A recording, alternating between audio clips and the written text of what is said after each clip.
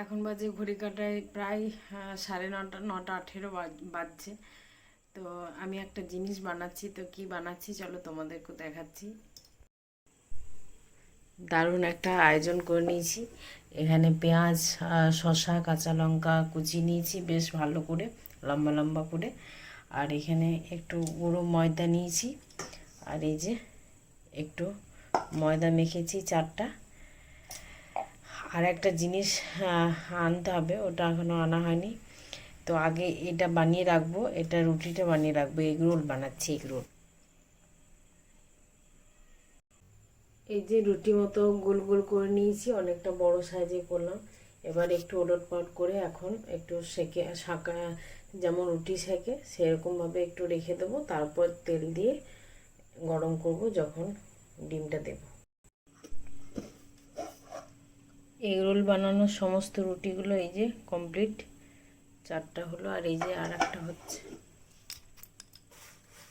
এটা একটু ছোট করলাম।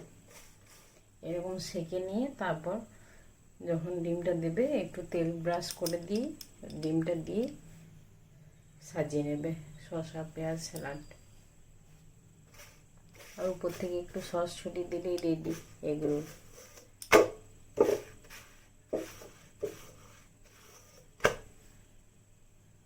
দেখো কত সুন্দর হয়ে এসছে।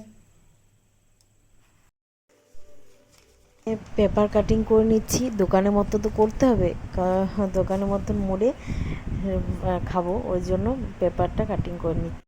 আমাদের আজকে রোল হচ্ছে, এগ রোল। আমি বলে দিই, তুমি বলে দিয়েছো?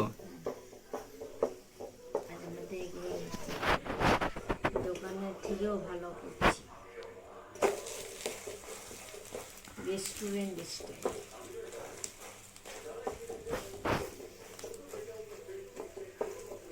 দেখুন গরমা গরম রোল, গরমা গরম।